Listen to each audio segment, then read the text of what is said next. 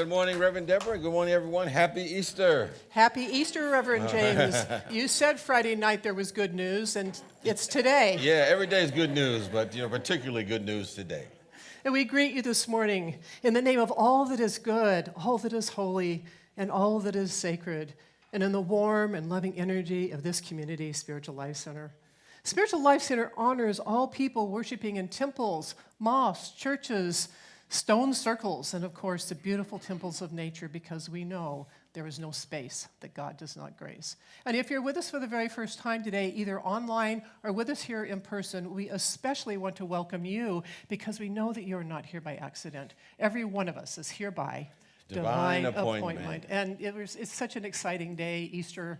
So please silence your electronic devices, and please no flash photography during the service. Well, let's take a moment and connect with this presence. A presence that is always here for us to help us navigate through any situation or challenges that we may go through in our life, and to lift us from where we are to where we can be. It's the changeless presence that we call God, but it's known by so many different names. And our job is to make it the activity of our awareness so that we're embodying all that this presence is. It is a love that is beyond measure. It is a peace that goes beyond all understanding. It is a joy that is limitless. And it's all the things that are good and perfect. And so we are one with it now in our minds, hearts, and very beings. We're grateful for the opportunity to be the vessels and vehicles of this presence and to anchor it in our life and in our world. And wherever it is lifting us up. And if anyone is lifted up, we all are lifted up. For we are one in the Spirit. We are connected on a soul level. So whatever we do, wherever we are, we're really making an impact on everyone that crosses our path and the very world in which we live. It's our choice, and we're grateful that we do have this opportunity to let God be God in us as we go forth doing our part to bring forth the all good in our life and in our world. And so it is, and so we let it be. Amen. Well, we have a very important purpose here at Spiritual Life Center as reflected in our mission statement, and I invite you to join in as we affirm it together. To transform lives as we love, serve, and remember. And we carry that out as we live out these 5 basic universal principles to the best of our ability and make them the activity of our life in all that we think, say, and do. Again, let's affirm them together. God is absolute good and everywhere present. People are inherently good. Thoughts create our experiences. Prayer and meditation are how we connect with God, and we must take action. And one of the actions I didn't take was to put something on this sheet, and that is, those of you who have young children today and you're going to be doing the Easter egg hunt, please, right after the service, go pick up your children. Please don't leave them over there because there won't be anybody to watch them because they're going to be setting up the Easter egg hunt. Thank you. So we are introducing a new segment to Wow Wednesdays, and we are going to be presenting a set of 3-week series. And the first one coming up is Reverend James' Mindful Meditation Series, and it will be for 3 weeks, April 12th, 19th, and 26th. Now, this is a class, but you don't have to sign up ahead of time. You can just come on a Wednesday, and of course, there will be the community meal. And there's also not a specific charge for that class. There will be a suggested love offering, which you will pay by the week. And so this is another experiment, but come and would you like to say a little bit about your meditation? Well, I would say that if there's one practice that I believe is the most important for our spiritual work is to find a practice that incorporates meditation of some way, shape, or form. And this is one of them that we'll be practicing. And whether you're advanced or just beginning, welcome, because it makes a difference when we're here as a group holding that high watch. Oh, and also this one is going to go from 7 until 8:30, so it's a little bit longer than a normal week. Okay. Oh, yes, you may have noticed the Seas Candy table in the courtyard. Chocolate is my weakness, and I will be there. All proceeds of the sale will support the YOU rally sponsorships. On the YOU, which is Youth of Unity, fosters leadership. as well as spiritual transformation in our youth, which leads to responsible and aware adults. So you can support our teens by taking home 1, 2, or however many boxes you want to take with you. And so just go to the C's candy table today. And I believe some of that you can order it and be shipped, but they're not going to ship like past the middle of April because it could get warm and your chocolate would melt. So the board of trustees have 2 events on the horizon, and so this is really a save the date. On April 16th, they will host a new community member orientation, and then at 1 o'clock, and then on Sunday, April 30th, you're all invited to a town hall, which will also start at 1 p.m. So we'll have more details next week. Well, one of the things that we have with our mission is to be transforming lives. We make a difference in the world. So understand that it's going to be a transformational 21-day practice called the Art of Quantum Living. And it helps anyone that's part of it to reflect and understand their biology as well as their psychology. And this helps our unconscious limiting patterns of thought and feeling and beliefs that will set in motion, that may have been set in motion when we were very young. So we become aware of things that are running us in our life, and it's going to be facilitated by our own Elaine Raroa, and it's going to start taking place on May the 3rd, and it's going to happen for 6 consecutive Wednesdays, and there's more information on this transformational experience on our website, and you can also sign up, I believe, on our website as well. Absolutely. And there are many activities that foster transformation in our lives here at SLC. So check out our weekly small groups and other offerings and discovering all the happenings at SLC. If you're here in person, you can go look at the bulletin board. You can talk to the ladies at the hub. And, of course, go to our website, and that will give you a great deal of information. Well, one of the things I think, do it here at Spiritual Life Center is seek to connect with one another by attending classes, workshops, events, parties. But one thing you can do right now is connect with one another. Just greet a friend, a neighbor, in a manner that feels comfortable for you. Say, you are marvelous and glad you are here.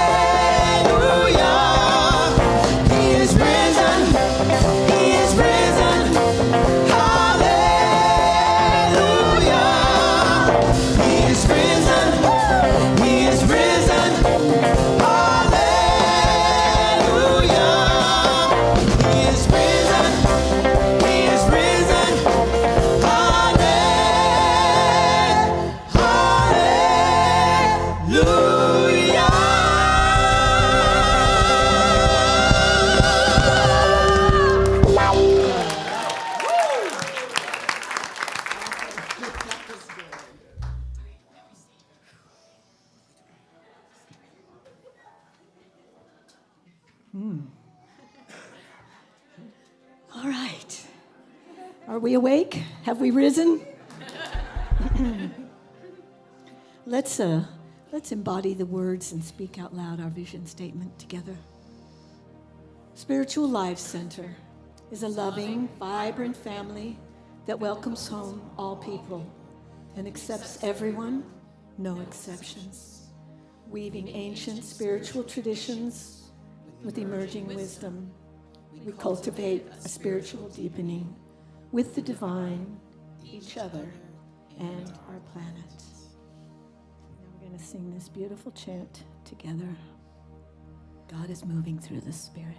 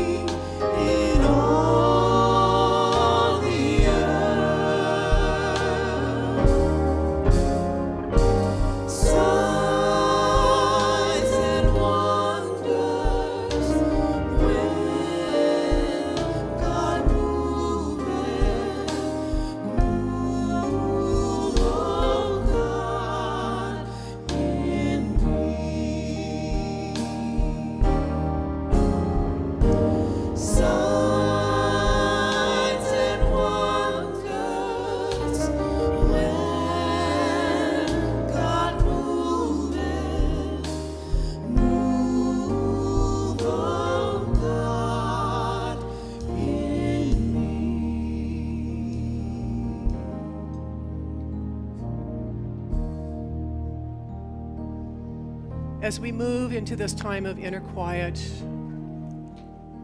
take a deep breath and exhale.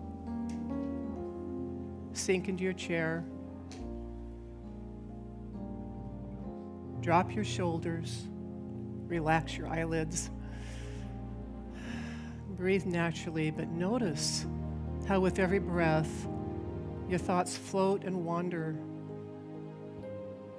and how you let go and drift into a light daydream. You find yourself at the base of a small hill about an hour before dawn. The moon is low on the horizon, but there is still enough light that you can see the trail curving gently upward. You decide to walk up the hill to watch the sunrise. The night is quiet as you ascend. It takes about 15 minutes for you to walk the first section of the trail. And here is a small shrine containing one candle. And a small sign says, "When you light me, your concerns will clear away." And as you light the candle, something in your heart lifts. The sky becomes a little lighter with the first hint of dawn. God is moving through the Spirit, moving in all the earth.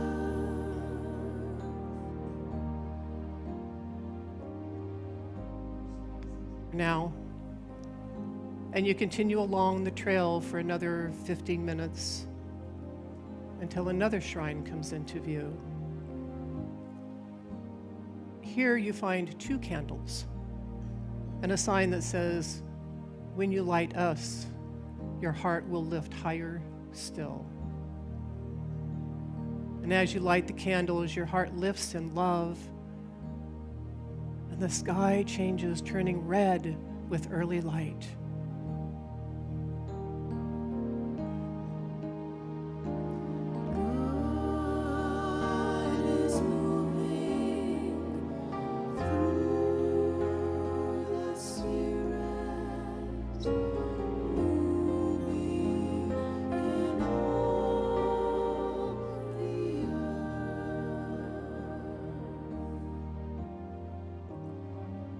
You almost float for the next 15 minutes until you reach the third shrine.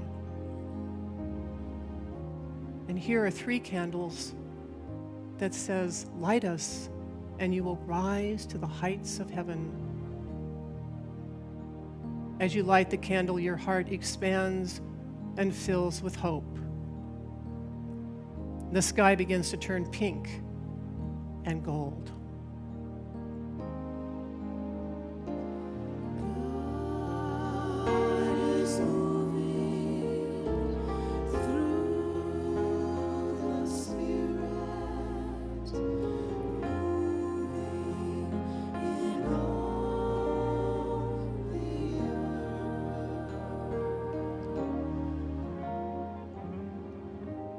You walk the next quarter hour with a heart filled with love and hope. And as you crest the hill, sunlight bursts into the sky. You and the sun have risen together. Glorious light plays against the sky. It streams into your center. Pure joy pulses through your body and soul. And take a moment now as the inner you rises and dances in light, in joy, in the silence.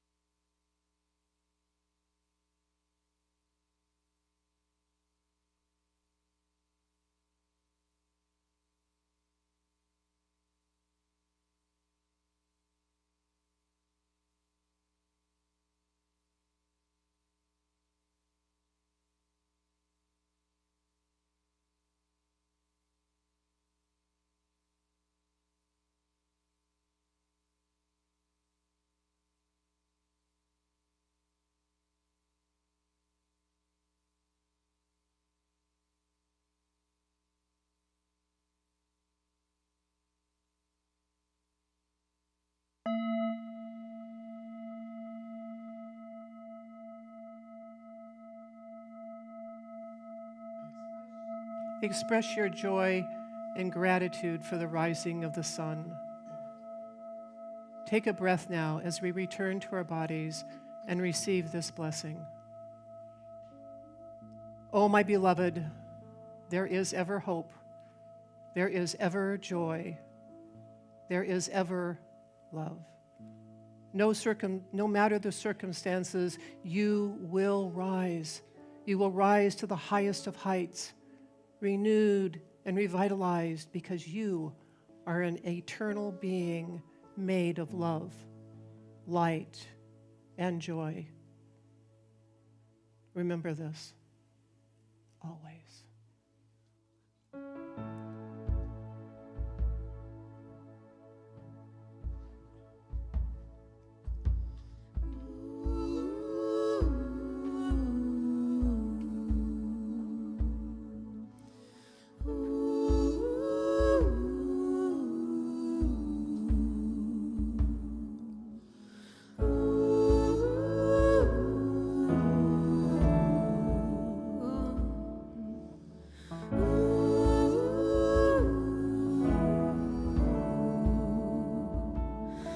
Creation suddenly articulate with 1,000 tongues to lift one cry. from north to south and east to west, we'd hear Christ be magnified.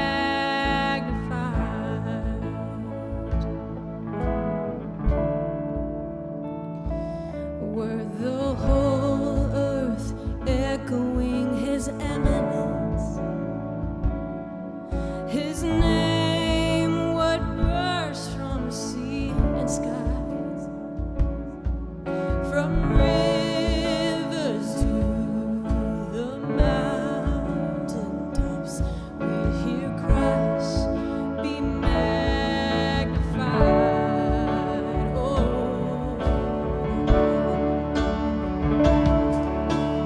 Oh, Christ be magnified. Let our praise arise. Christ be magnified in me. Oh, Christ be magnified from the altar of my life. Christ be magnified in me.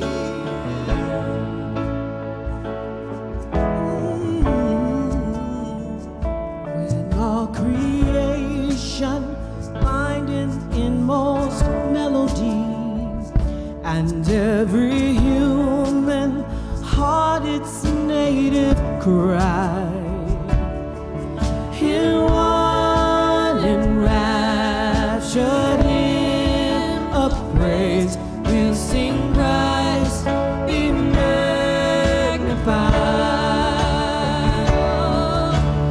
Oh, Christ be magnified. Let our praise arise.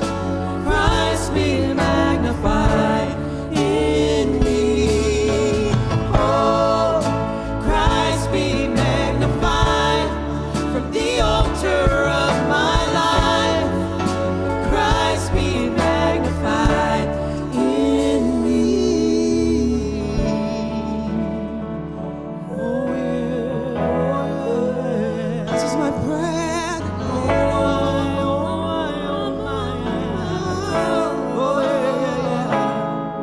I won't bow down to idols. I'll stand strong and follow you. And if it puts me in the fire, I'll rejoice 'cause you're there too. I won't be formed by feelings. I hold fast to what is true. If the cross brings transformation, I'll be crucified with you. 'Cause death is just a doorway into resurrection life. If I join you in your suffering, then I'll join you when you rise. And when we ascend in glory with all the angels and the saints, my heart will still be singing, my soul will be the same. Oh,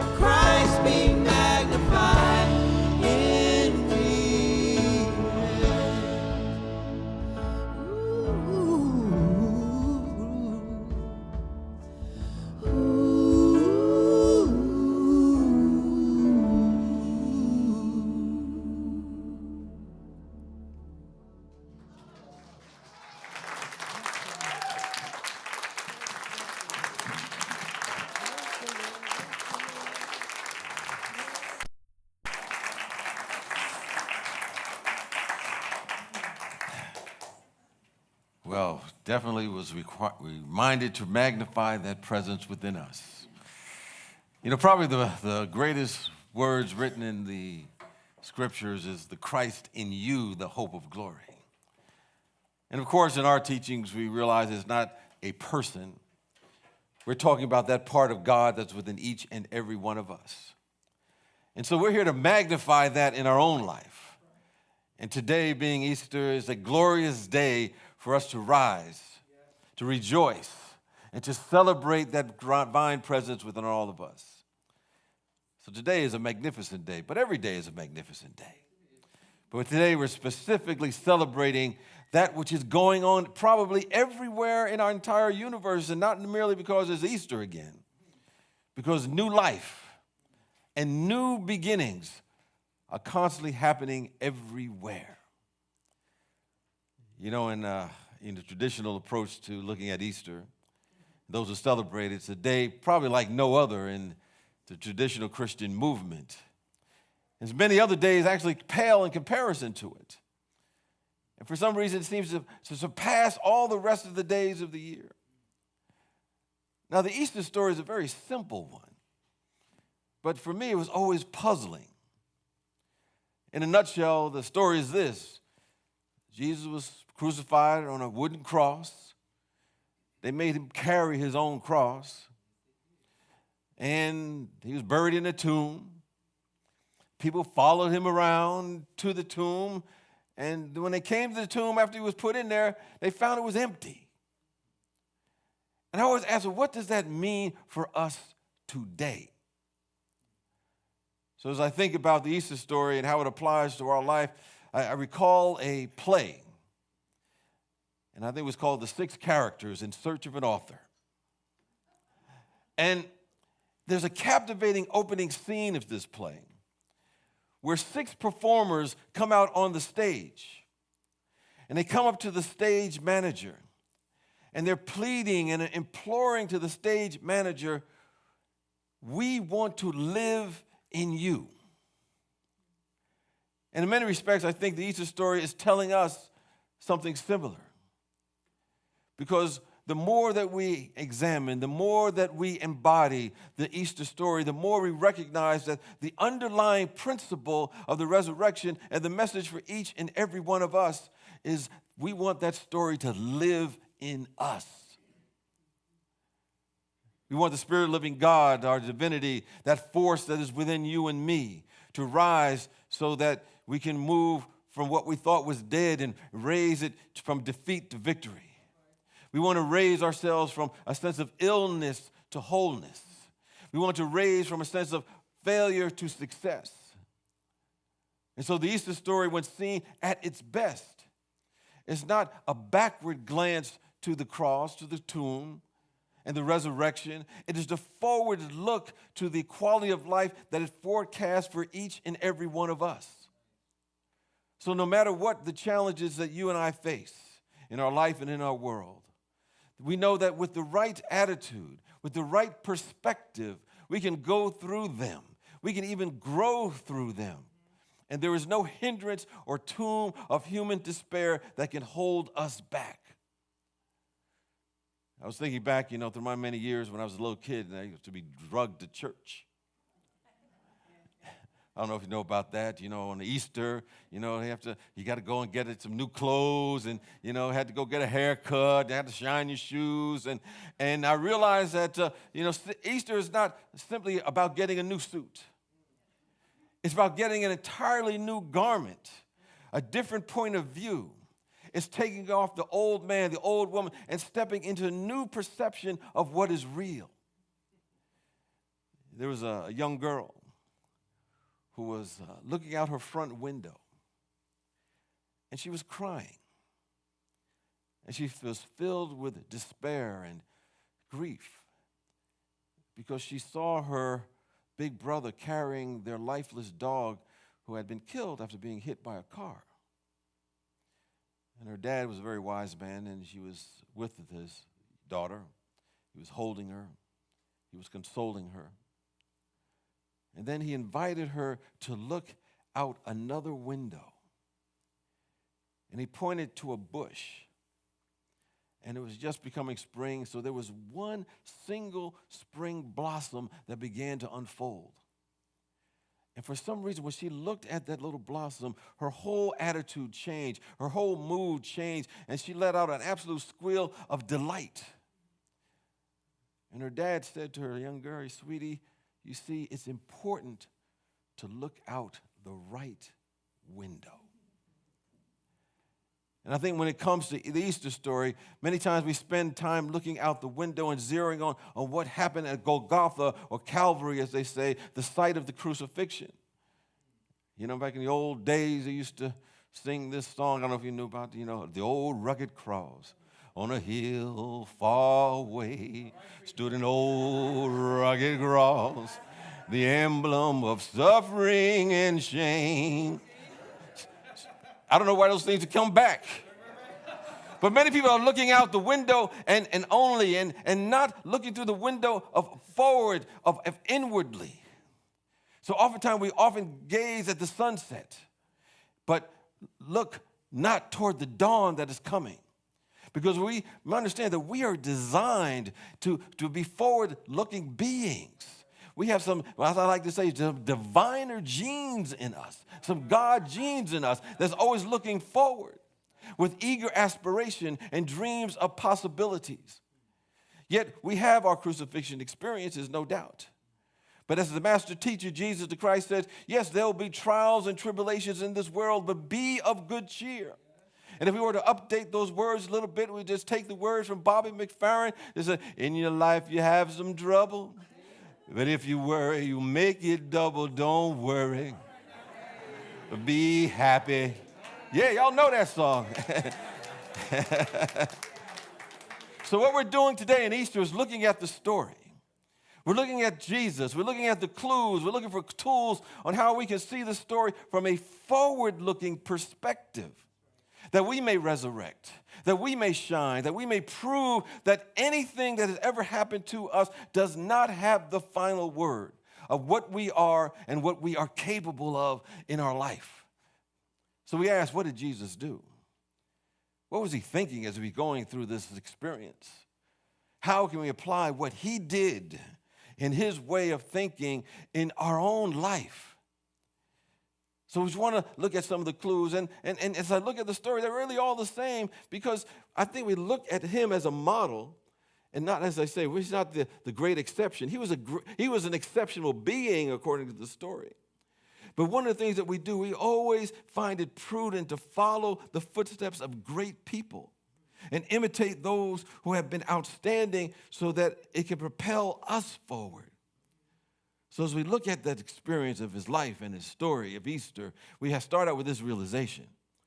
He was constantly in a state of prayer and communion with the presence and the power and the love of God. He often broke away from the masses. He broke away from some of the things that were going on, as I would say, the highly charged thought forms of the world. And he did that as a way of life. He didn't say, oh, my God, like some people do, it's an emergency. There's nothing else I can do now. Got to turn to God. We don't read about that anywhere in the Bible at all. There's no story in the Bible that said, oh, it was an emergency, and Jesus said, oh, my God, I got to pray. He never said that. You know, when someone was healed, he prayed. When he went to dinner, he prayed. After dinner, he prayed. When someone was raised from the dead, he prayed before and after them. Always going every day of his life, so that when he had the big moments, the big challenges, when we have it in our own life, we are ready. As we like to say, we're prayed up. We're prayed up. We don't have to say, wait a minute, where is that spiritual life center chaplain when I need them? No. It was him. It was a way of life. And as we take a forward look of Easter, it needs to be our life. So Jesus was ready. So when the seeming betrayal took place that led up to the Easter story that came in the form of Judas, he was prepared. You know, at some time in our life, we all experience the betrayals in our life, that at least the human part of us looks at them as being betrayals. You know, the crucifixion is marked by a betrayal. It's marked by a loss. But understand there's a wonderful gift that we can pull from it. Now, no human being, escapes this experience. No one goes through life without experiencing loss, without experiencing suffering at some point. Everyone experienced maybe the loss of a loved one, where seeming life seems to betray them. And they feel that life is kind of not working for them, and suddenly everything shifts, and life doesn't look the way it did before. Sometimes I talk to people, parents lose a child before them. One of the worst things that can happen. People suddenly lose someone in their life that's very close to them. And we may say to us as we go through that crucifixion experience, this should not be. Last week I went to a memorial service for a college classmate of mine. And, he was big, jovial, vivacious, effervescent personality, and he was very successful as a screenwriter. I don't know if you're familiar, I think I mentioned before that he wrote the screenplay, the script for Remember the Titans, and he wrote it for Ali, and he wrote the screen for Harriet that came out recently. He was a phenomenal writer, skilled individual, and you just knew when you were in his presence, you were his best friend. That's how he made you feel around him. And just suddenly know that he had just passed away. And all the people that had come to him, that knew him from, his childhood, knew him during college, my classmates, and the people that worked for him in Hollywood, the people that he mentored, all had a different perspective. And I think everyone was just in shock that he was gone, that his personality was gone. So we all experience loss at some point. We all experience what looked like a betrayal. The mark of Judas is on us all. We don't escape this. Yet there's a magnificent gift in it. And it has the tendency to draw the Christ presence out of us. The deeper and more pure dimension of our being that has nothing to do with circumstance. That has nothing to do with situation. Has nothing to do with people, places, or things. Because there's something about us that's made in the image and likeness and out of God. That is changeless. That is indestructible. And out of God itself. And so when the mark of Judas calls out our name, maybe a hidden talent, a reservoir of strength is revealed. There's a divine power that seems to show itself. An insight that can be born. And that can be the gift of what appears to be a crucifixion experience. Because every individual that was touched by my friend Greg had something higher come out of them because they knew him and they reminded something within him, within us, whenever he passed away. He'll be with us always. I think when we take and look forward to the Easter story and apply the principles of being prayed up, we can see more readily that we can, like the father said to his daughter, we can look through a different window. We can look through the right window. And we have a seeing that empowers us rather than disempowers us. Jesus prayed up so when the seeming betrayal in the form of Judas happened, he was ready. He was able to see through the right window. And he realized that there was a gift there. The gift was his ability to see something that helped him see that the betrayal actually helped him fulfill his mission on the planet. That's why you could say, that's what we could say, and why we all can say, is for this purpose we were born. Now, in the story, in most of the translations, it says, when he was up on the cross, he said, "Why hast thou forsaken me?" But it's interesting that there's a lot of different versions of the Bible written. And I remember when I was in ministerial school, we read a version of the Bible called the Lambs of Bible. And the Lambs of Bible was written by an individual who knew original Greek and Aramaic. So he would translate it himself. He said he didn't go out like, a group of people coming up with a Bible. He just went to the original language. And according to him, the translation was not, "Why hast thou forsaken me?" but rather, "For this purpose I was born." This is what it means. That this was Jesus' great moment. A moment that he had been preparing for all of his life. Waiting for the moment. I remember I was watching, I don't know if you're one of the basketball fans, watching the NCAA, basketball tournament, the men's and women's. They were some really good games, except for the final men's game, which was like a blowout. But anyway, the women's game was like that, phenomenal. And all of the people that were champions, sometimes they were asked a question. What was it like? Here you are at the Final Four, the championship. They would ask you, how do you feel being before 80,000 people? And millions of people watching you on television. And this moment, and they would say, all the little things I have done in my life. Waking up early in the morning, going to bed early, eating the right foods, practicing my drills, going to the gym, lifting weights. It was for this moment. It was for this moment that I was born. So we take that principle and realize the Easter story is not just about sometime way back there, a nostalgic retrospective look. We take a look forward and look at Easter to remind you and me that we're here to do what we're here to do in the days ahead. There sees a lot of political polarization in our world, gun violence. Most recently, in Tennessee, there was some kids killed in the school.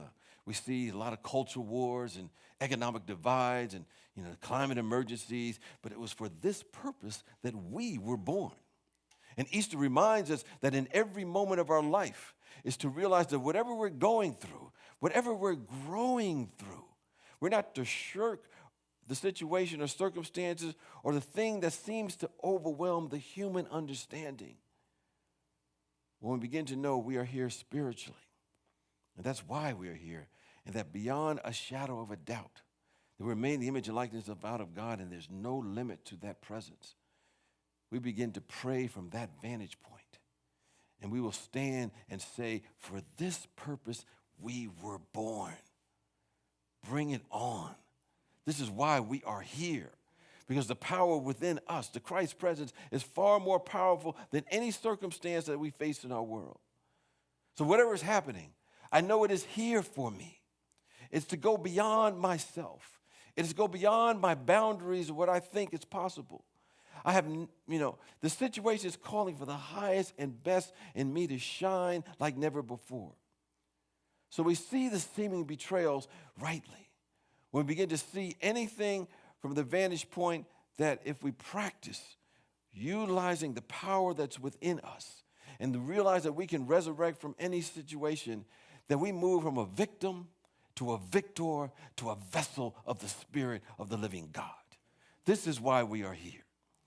Because we're not here to be victims. The Easter story recognizes that, usually in life, a victim has an unforgiveness story. A lot of people like to play victim. No one here, but people like to play victim. And sometimes they just play victim over and over and over and over and over again. And I like to say each Easter, I want to just say sometimes just to myself, please get off the cross. Someone else could use the wood for something. We could make a chair, a table, some artwork. Just let it go. The forward look of Easter reminds us that here and now, that our resurrections are built on the consciousness of forgiveness. When I went through my own personal experience of the dark night of the soul and kind of went through riotous living, and my life just got absolutely destroyed. And I was engaged in drugs, alcohol, and my life was just a mess, and I'm ready for it to end. And I was in, some groups to work on myself. And the most important thing that really started my journey was forgiveness. Not necessarily for any other persons that I thought had done wrong to me, but the forgiveness for myself, for what I thought I had done to myself in my life. And in that moment, there was like a fog had been lifted from me. And it really started my journey. Forgiveness. So when we hear Jesus saying, Father, forgive them, for they know not what they do, we examine those words closely. We examine them from a different perspective, and maybe the surface mind is maybe saying, wait a minute. They knew exactly what they were doing when they were doing it. They knew what they were doing when they were gossiping about me, when they hurt me or they acted toward me. I don't get this stuff that they didn't know what they were doing. Now, I'm going to forgive them anyway, because I'm supposed to do that. But don't give me this stuff that, they didn't know what they were doing. Well, we want to look at that from a different perspective and shed a light on those words. On that, what I would actually say is it's a type of prayer. where we can access a whole different dimension of the Spirit of the living God. In our own life, we want to understand that our critics, our so-called enemies, are really our best friends in disguise. Individuals push us to a whole new level. Like I was saying, man, they make us go deep. They make us pray when we don't want to. They make us pray when we don't have the discipline to do it, because sometimes that's all that we can do. So we can't figure it out because maybe the pain is too great. So, we've been betrayed by life. It looks like it's too much. So we got to go deep. And those individuals, they don't really know what they're doing. What they're doing, they're trying to make us large for the presence of God. They're making us shine. They make us radiate, make us access dimensions of our being that would not be able to be accessed without them being in our life. Because if they knew it would be so good for us, they would not do it. Forgive them, for they know not what they do. Sometimes I keep up with the modern things that are taking place in, when I was at civics, I had a teacher that said, always stay up with what's going on in the news. Now, sometimes, that was before they had the internet, which now today can be overwhelming. But every once in a while, you can pull some things out that gives you some hope and, understands the power of these teachings. If you've been following a little bit about the two lawmakers in Tennessee, the two Justins, I think they were called the Tennessee Three. And they were expelled from the legislature for allegedly violating the chamber's rules of decorum because they were participating in a gun control protest at the Capitol. And of course, I'm sure the folks there thought they were getting rid of these irritants. But all they did is propel them into a national spotlight, an international fame. I think if they knew what they were doing, they would not do it. It just propelled them to a whole different level of awareness. The point is this: Jesus practiced forgiveness. He did not indulge in the victim story. In fact, in the story, it says when he came back, there's people who saw him, and they were like shocked. And he said, yeah, this is me. I'm here. It's really me. Look at the scars on my body. Yes, here's some food I'm eating. It's real. He did not go over the crucifixion story. He did not say to them, shh, did you see what they did to me? Did you know that Judas, said up some of these things about me? Do you know my man, Peter? He denied me 3 times. They abandoned me, man. They put me on this cross. They made me carry this heavy cross all across town. He did not do any of that. He gave them their charge. He gave them their walking papers. He said, go forth and heal all nations. Easter reminds us that we are here to be healers for our world today. When we see a disturbance in the force, we must look at it rightly. Look through the right window and take action that aligns with what we see when we're seeing things from the highest and best. Anyway, as I conclude for the day, the key to the great demonstration of Easter is to remind us that we are divine. That no matter what you have thought of yourself, no matter what you have done or not done in your life up until this point, maybe how limited your experience may seem to be, we want to remember that each and every one of us are divine spiritual beings. There's a part of us that's eternal.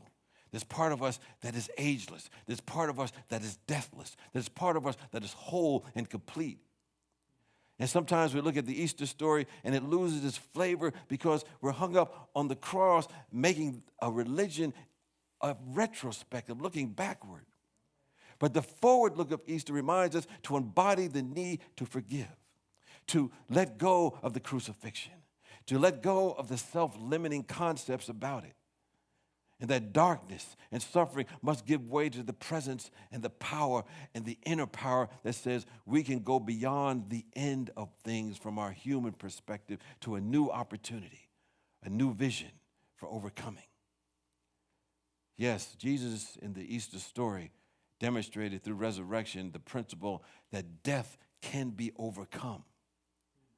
But what is more important is that you and I can rise above any limited experience and go forward through any dark hour to a new beginning. No matter what the obstacles are that we face. There's a seed potential within all of us of a great power that can rise and conquer and overcome. Every year on Easter, millions of people through the world proclaim, hallelujah, he has risen. We did that today. But we must catch the deep implication of Easter with our own statement that, yes, I have risen as well.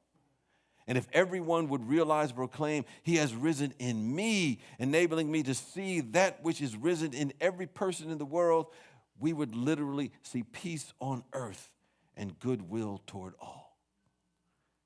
The world needs this truth today. It must not be allowed to catch dust on the shelf simply and be taken down and contemplated once a year.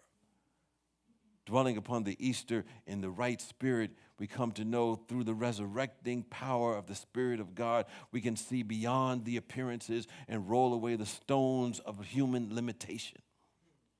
That our life may shine, that our life may glorify the power and the presence and the love of God that sent us. That's resurrection. That's life in God. That's the forward look of Easter. Like I said, in my own experience, I had a resurrection, and that's why I always liked the Easter year more than anyone, any time. It's to remind me that no matter how low we get, there's an opportunity to rise. And so, as I do every Easter, been my tradition through the years, I can't leave without saying this on Easter morning. And that's when Jesus did his thing. And this is one of those things that's only written in the Bible according to Trapp. You will not find this in any Bible, not Lamb's Bible or anybody's Bible like that for that matter. But anyway, when they got rid of this nuisance, so they thought they did. When they got rid of this rebel who was challenging the status quo. And then they rolled away the stone and he was not there and they were in shock and awe. Jesus showed up and said, "Ta-da, I'm back." Or as some individuals say, "Ta-da, how you like me now?" And he clicked up and he said, "I'm free. I'm free, baby. You be free." It's Easter time. Peace and blessings to you.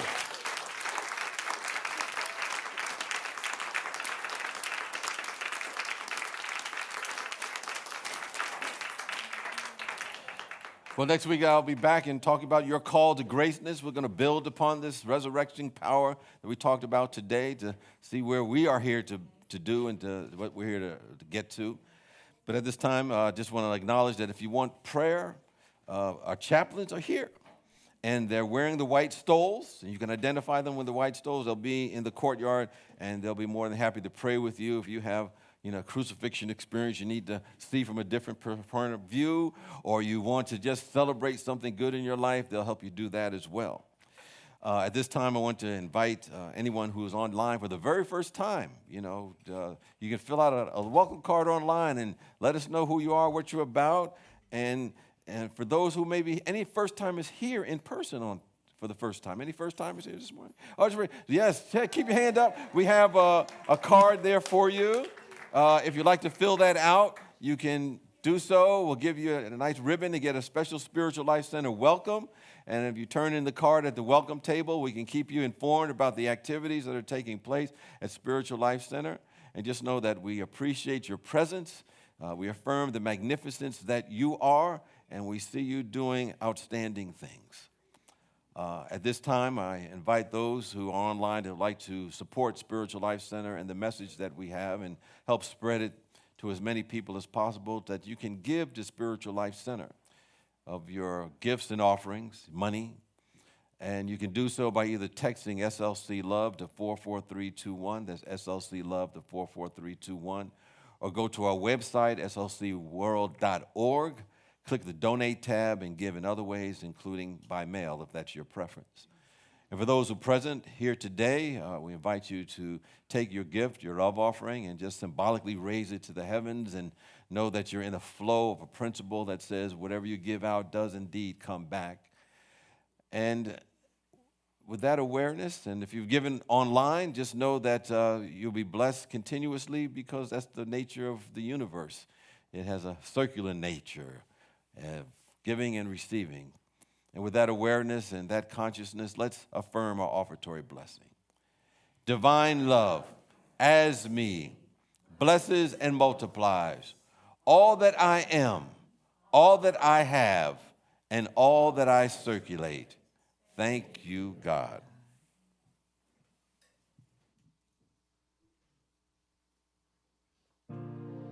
You're broken down and tired of living life on a merry-go-round, and you can't find the fighter,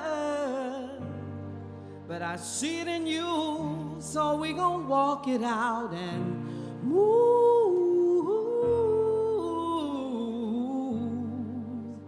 mountains. We gonna walk it out and move mountains. And I'll rise up, I'll rise like the day. I'll rise up, I'll rise unafraid. I'll rise up, and I'll do it 1,000 times again. And I'll rise up high like the waves. I'll rise up in spite of the ache. I'll rise up, and I'll do it 1,000 times again. For you, for you, for you,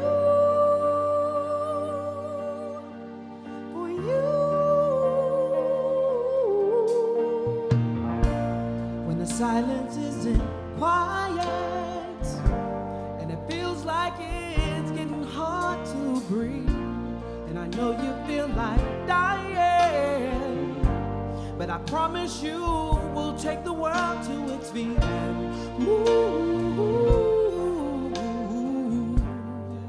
mountains. Take it to its feet and move mountains. And I'll rise up, rise like the day. I'll rise up in spite of the ache. I'll rise up, and I'll do it 1,000 times again. For you, for you,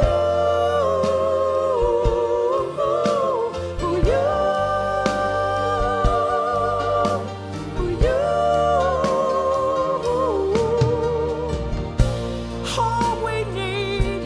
All we need is hope, and for that we have each other.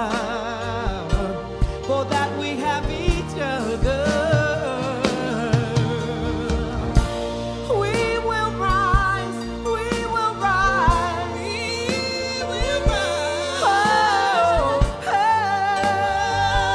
oh, we will rise. We'll rise up high like the waves. We'll rise up in spite of the ache. We'll rise up, and we'll do it 1,000 times again. We'll rise up high like the waves. We'll rise up in spite of the ache. We'll rise up, and we'll do it 1,000 times again. For you, for you, for you, for you.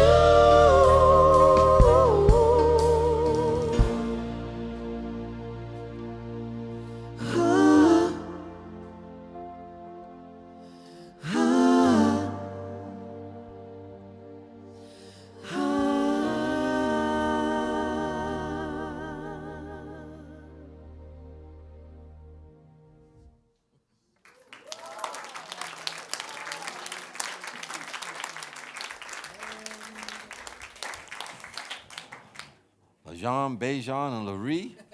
LBL. Yes. Yes. We rise up. So we take this time to recognize that there's a power within us that can indeed help us rise up.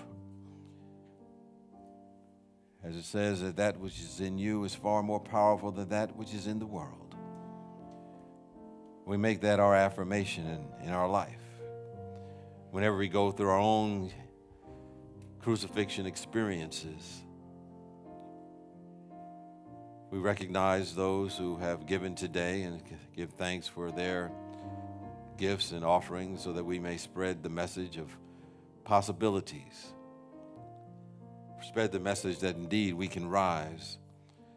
And when we run into those bumps in the road, that there's a power that is aiding us, directing us, uplifting us. We lean on that presence. At any time, it is with us always. And we acknowledge those who may have left their prayers in the prayer box. Because we all have challenges that we go through at times, and sometimes we just need to turn it over to that power greater than ourselves and say, I can't, you can. And we'll let this power do it to guide us. So we affirm that because, like I said, it is part of the human experience. In all of these prayers that have been left, we know that the Spirit of the living God already has the answer.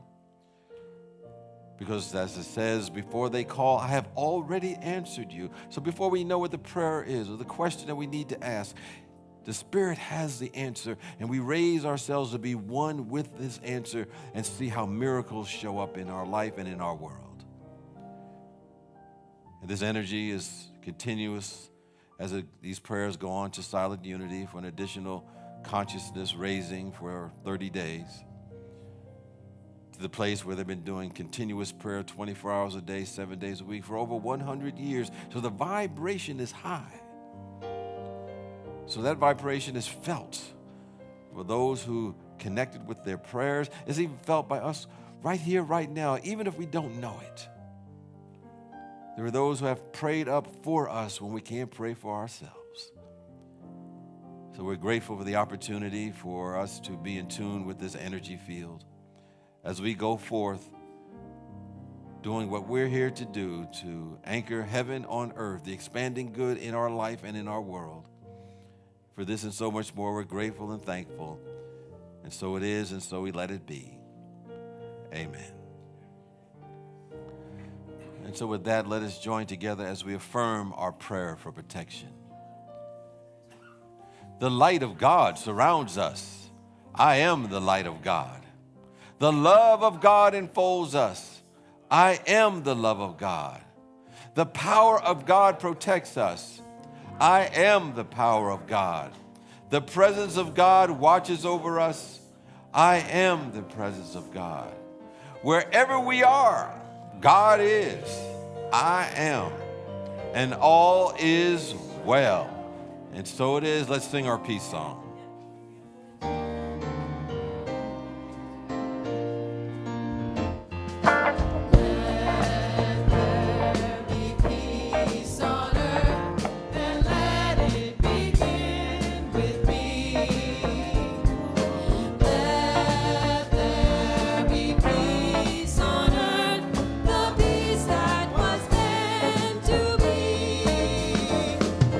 God has created.